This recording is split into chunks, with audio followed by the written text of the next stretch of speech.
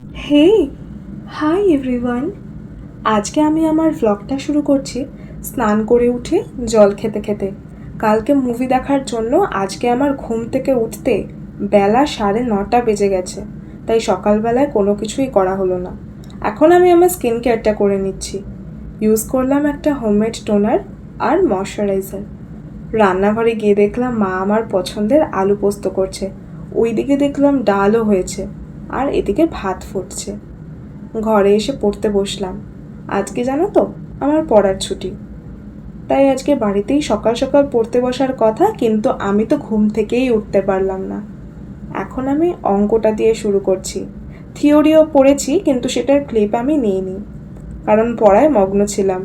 আর আমার এই জানলার ধারে বসে পড়তে কি যে ভালো লাগে, আমি এখানেই পড়তে বসি। আর আজকের ওয়েদারটা জানো তো খুব অদ্ভুত। আমি দেখছি এই হচ্ছে বৃষ্টি, এই হচ্ছে পুরো মেঘে ঢেকে যাচ্ছে, আবার রোদ্দুর উঠছে, আবার মেঘ করছে। হ্যাঁ, এই রকমই অবস্থা।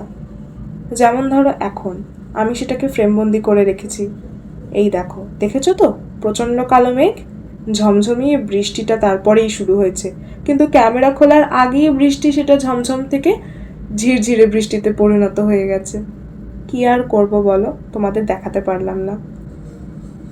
তোমাদের ওদিকে কি অবস্থা আমাকে জানিও।